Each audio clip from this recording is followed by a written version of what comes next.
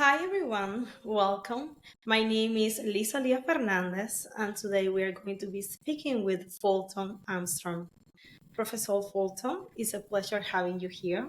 Welcome to Belly of the Beast. Could you please introduce yourself and share a little bit about your background? Right now an adjunct professor at a couple of universities based here in Washington, D.C., former U.S. government official, primarily in U.S. intelligence, but also with a number of years of experience in senior policy positions, both in the executive and legislative branches. A few days ago, the Center for Strategic and International Studies, a Washington think tank, published a report suggesting that there are Chinese spy bases in Cuba. What is your opinion of this report? The report is an interesting compilation of rumors, of old speculation, and things that represent an interesting series of campaigns here in Washington, including a really very serious escalation of efforts to try to tar China with doing variety of different things threatening to the United States. The fact is, the paper didn't present new information, and some of the information that it had presented was really incongruous with reality, such as the creation of certain facilities that have long existed. So it seems to me to have been something where the authors were told, write me a paper that demonstrates X, Y, or Z, condemning China and Cuba for doing a form of collaboration or cooperation, and just throwing whatever evidence they could, mostly speculation and rumor, and making it look good. I think a more serious analytical paper would have said there are these facilities. There's no evidence that the Chinese are present in there, but let's take a look at what's going on. When you say that the story is not new, when did you first hear about the supposed Chinese spy bases in Cuba? The Soviets had a rather large signals intelligence capability in Cuba during the Cold War. In fact, it was very much part of the Soviet presence. It was such a part of the Soviet presence that it was implicitly part of SALT and START verification, such that with the collapse of the Soviet Union, the United States had even said to the Russians, you can keep this facility in Cuba if you want to, because it would help them with verification of the SALT and START facilities. So the presence of SIGINT collection bases or facilities in Cuba is nothing new in this hemisphere. The Chinese part, the rumors started back maybe almost 10 years ago. They started on Capitol Hill with political motivations. One particular Senate office pushed very hard in 2016 and 2017.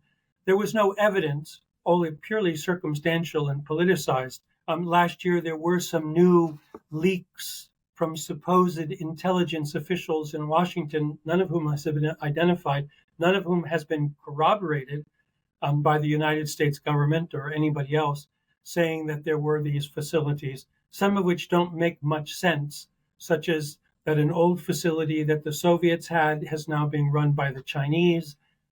People who have gone and looked at the facility say, no, there's nothing there, and all that. So these allegations and rumors and speculation have been out there for quite a while. But what we really need is a serious analytical look at what's there.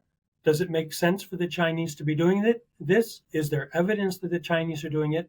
But also, why would the Chinese be doing this when they could be doing similar collection more effectively, more economically, from other places? Does China need Cuba to spy on the US? I'm not sure that I would accept the assertion that China needs Cuba to spy on the United States. China has many other means to do electronic intelligence collection. They, of course, have satellites. They, of course, have vessels. They have a ground presence in the United States. They have an embassy. They have many people here. The technology of SIGINT collection today, based on the internet and based on satellite communications, does not require a base, or as some of these reports, the Wall Street Journal report and the CSIS report have said, they call them SIGINT or military bases. Actually, the footprint that you need to collect SIGINT, signals intelligence, in this day and age is not so extensive. If you've seen even what reporters are doing, traveling all around the world with this extremely lightweight mobile collection capabilities, well, communications capabilities, the same things can be used for collection as well. Why this specific size? One could speculate, well, there are buildings there are facilities, there are antennas, there are parabolic equipment, and it would make sense that if they wanted to, that they would approach the Cuban government and say, hey, we would like to have a parabolic antenna. Instead of putting one on our embassy, can we use one over there? There are legitimate reasons, non-espionage, if you will, reasons for countries to want to have antennas. They want to do satellite communications. They want to track satellites. They want to do space launches. You know, China just did a very big historic launch of sorts where they went to the dark side of the moon. And that requires very sophisticated technology and tracking gear and things like that. And so maybe there is some collaboration going on here, but the sort of web of sinister collaboration that the CSIS report has drawn out in its few pages with its little overhead photographs and things like that simply isn't borne out by the facts that they have presented. The CSIS report emphasized a site near Santiago de Cuba called El Salao, where there is supposedly a circularly disposed antenna array, or CDAA. What is a CDAA and how important is it for modern signals intelligence? The silliness of the one facility out in Santiago is it's a Cold War era facility that with these a circular array to pick up radio waves that are no longer used for communications, and frankly more modern antenna which the Chinese can afford and the Chinese can easily produce. I want to share with you the images, the B-roll that we get in Calabazar. Yep, very simple, not very well maintained, no high technology.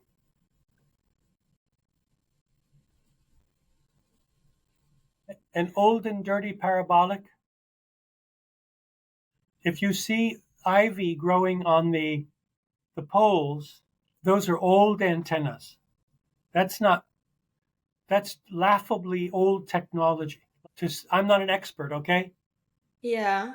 But that looks more like to send a signal rather than to receive a signal. This is why. Those are old-fashioned long wave, medium wave antennas that look like really old technology.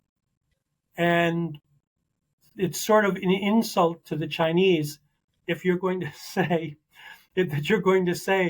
that this is the future of their intel collection against the United States, and poorly maintained and very low security. Yeah, that's something that calls my attention because the report says that at Wahai, the president of the security fencing and two-war pause strongly suggests that this is site intended for military and other sensitive activities.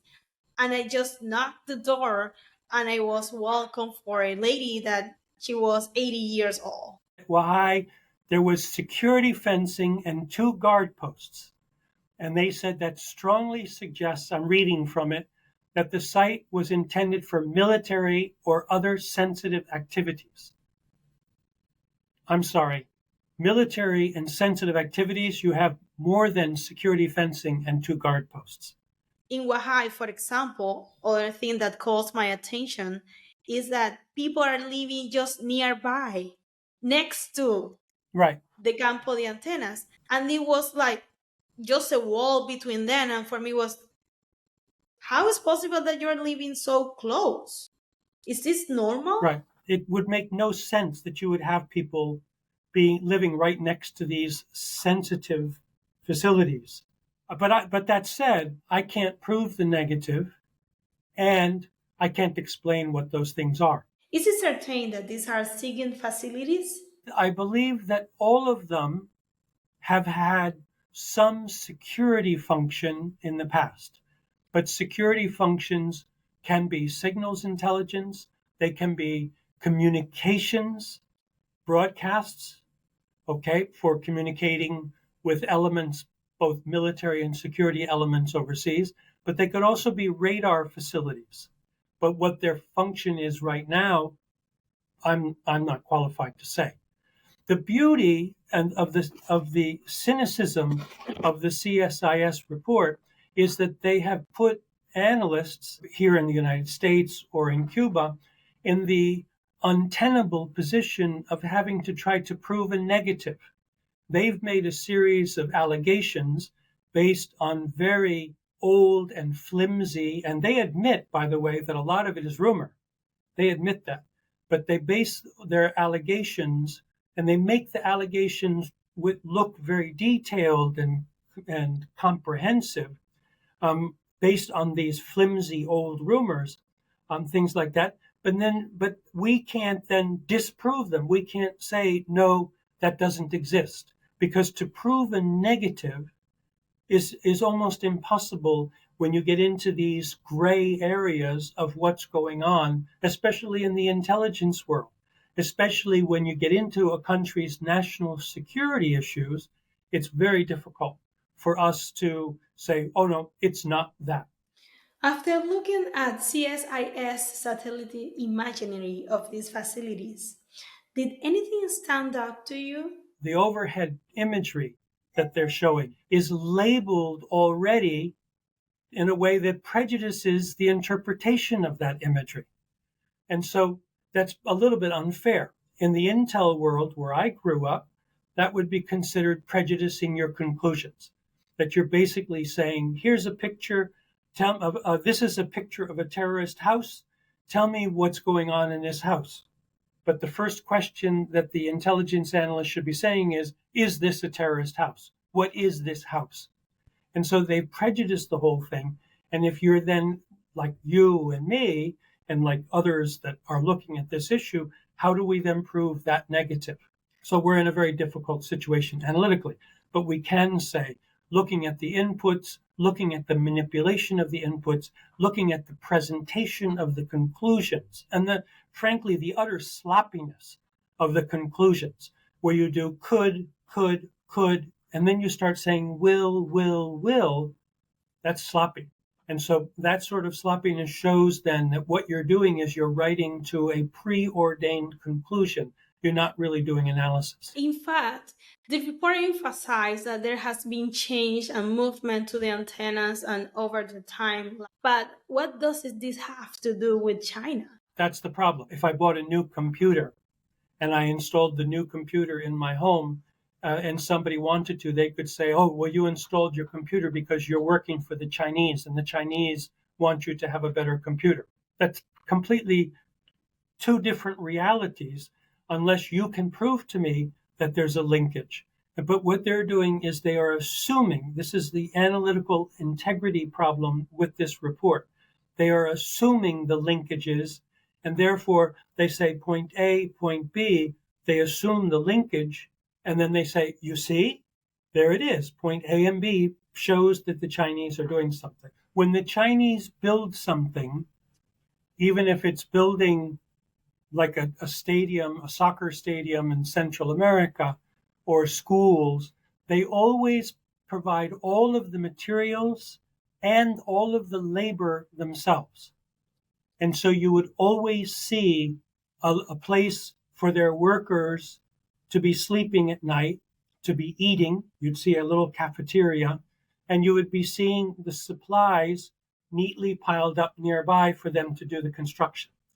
And when you look at the overhead imagery, even at the Salau facility and the Wahai and the Calabasar facility, you don't see any infrastructure that's typical of Chinese construction. Are there any other possible explanations about what could be happening in these facilities? I would imagine that Cuba has an ongoing capital investment program for its facilities. What country does not? It's probably also makes sense that when it wants to buy technology that it cannot produce itself, that it would buy technology from China, right? China produces a lot of affordable electronic technology. But that's far different from saying that China is running SIGINT bases out of China. But I would also ask you, even if this CSIS report and the Wall Street Journal reports and stuff and these anonymous sources that they claim are in the US intelligence community are correct, what are the real true implications?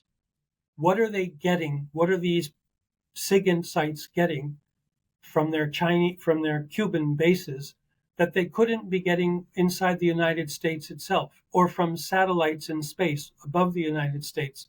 What's the real threat here? Or is it really an opportunity for us to build another case against Cuba, another case against China, and to build up these very aggressive policies that we have in place against these two countries? Was Cuba collecting signals intelligence before rumors of China's spy bases? I'm not sure how extensively Cuba was collecting against the continental United States. We know that they were collecting a lot of human intelligence because of cases that have become public. But one of the problems with the CSIS paper is that they don't seem to understand that Cuba has a national security need, or certainly will argue that they have a national security right to collect SIGINT against the United States because we have posed a threat to Cuban national security for many, many years. You can't really fault Cuba for running radars, for running, whatever electronic surveillance they're running against the United States, because we have represented a threat. Does Cuba represent a threat to the United States? I think it was established many, many years ago that Cuba does not represent a direct threat to the United States. There are some issues that we have to deal with bilaterally. The migration issue poses challenges, but a national security threat, something that would in some way affect existentially the US system, no. At some point, it is fair to look at the motivation behind the people that are doing all of the hyperventilation about what they're seeing or what they're claiming to be seeing in this situation. We have an industrial strength group of political operatives that find every opportunity they possibly can to keep the bilateral relationship off balance with allegations about things that Cuba has been, in their view, been doing.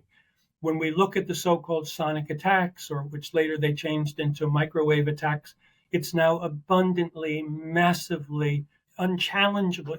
You just can't challenge it, that Cuba had no role whatsoever in any health issues that any American diplomats had been suffering back in 2016, 2017, 2018, 2019 on Cuba's so-called support for terrorism and stuff. This has been on the books for 20 years. We've been looking for evidence of this, and it was abundantly clear that Cuba has not been supporting terrorism, but these allegations are kept alive by people who have a political interest. Some of them have a pecuniary interest in keeping the relationship off balance because it's very profitable. Millions of dollars are being devoted to finding dirt, creating dirt, and assembling reports like this CSIS report, compiling allegations and making sensational scenarios about threats to the United States.